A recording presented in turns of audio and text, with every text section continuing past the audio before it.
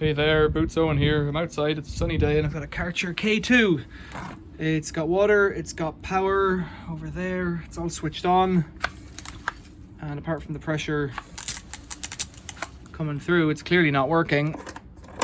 Could be a fuse, could be a big problem. It's got a leak from the hose, but that's not a big deal. Let's get into it. So we're inside in the workshop. Let's get into this and see. It's not getting power.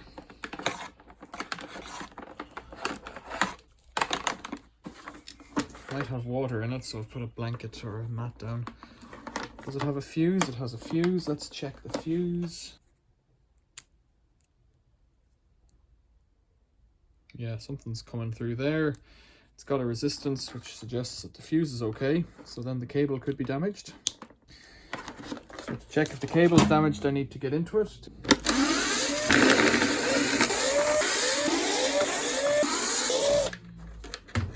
So in my limited experience and humble opinion, all of these Karcher things are crap. To get into it somehow, yeah, okay, just pull it apart. Flips out, that's pretty easy to get into. Then you've got to snap all this thing off. I really dislike these. And it has an on-off switch, which is down here. And it's just a plastic, chintzy rubbish piece of no good. Why won't these pop off?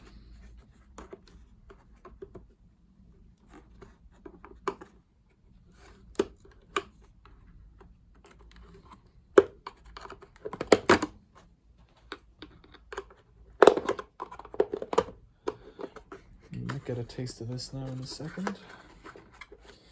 Then it has a, presumably on this one, it has a plastic inside as well. There's a capacitor in there that could be popped, I guess, but I think that's a noise capacitor rather than a start capacitor. I'm getting stuck on here.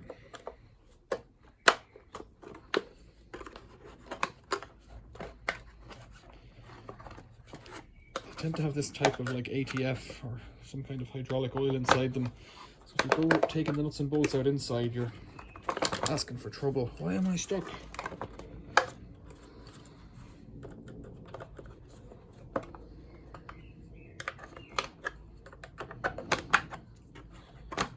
Right. So there we go.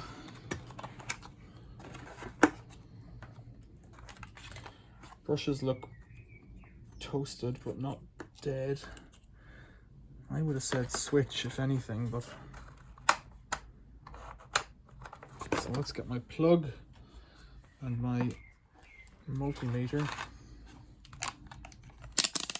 back to resistance. I don't see anything out of place. I've not looked very hard. It is alloy on this one instead of plastic, although it's plastic down here. So there's the cable coming in, and that's the power coming out of the... That's live going in and live out. And neutral out. That's a cross live and neutral. Where's neutral out? Okay, plug live. Live in is on the bottom there, so let's see. I don't know if I've got the switch on or off yet. I'm getting something there. Okay, so that's resistance on live. Well, that's the live in, yeah. Neutral in is the one beneath, so let's try that. Cable's good. Okay. And then, so we're getting power as far as here. So then the switch goes from here to here. So let's try that and see if we're getting anything there.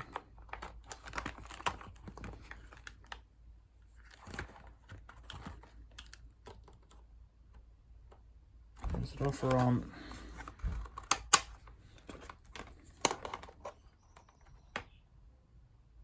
Yeah, we're getting something there. Okay, I need to check between blue underneath and this brown one up here. Is that right? Brown comes to here. Yeah, I'm getting that. So we're getting power as far as the motor. So let's see if we're getting anything through the motor. No, it's not looking good. Motor could be toasted. Let's try turning it over.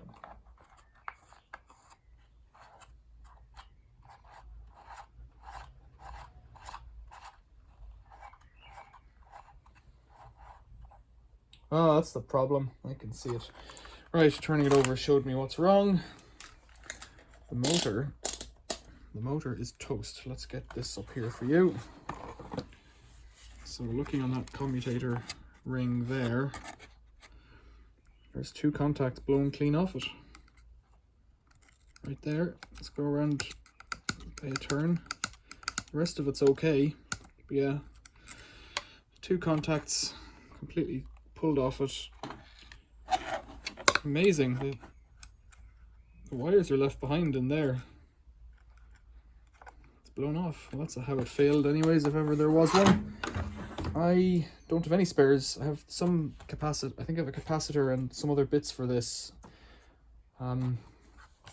Keeping it for spares is a bit of a mugs game, I think, in this case, because I hate them. So I don't know what to do. I just throw it out, chop it up, snap it back together. They're just horrible. It's got a good switch. I thought it was a switch. This is the hose for bubbles, so you can add bubbles to it. Well, have I learned anything? Nice and clean. Snapping, come on. So K2, what can I do with that? If I wanted to, I could buy an armature for it. Or is it a rotor? A rotor for it, and that would probably get it going. That's a mugs game. Best thing for me is to wait for a similar model to come along and then fix 1 into 2, 2 into 1. I don't really like these. They're kind of light duty crap, but I think I have 1 or 2 of them out on loan to a friend, so it might be worth just hanging on to it for spares when it inevitably breaks.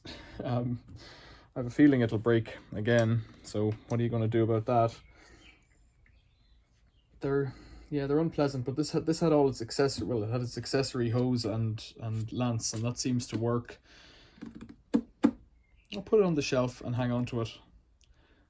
I don't know what they cost second hand, but I'm pretty sure any of those motor components would cost more than the thing. Right, what do you think? Is it worth fixing? Questions or comments, leave them below. Thanks for watching. See you later.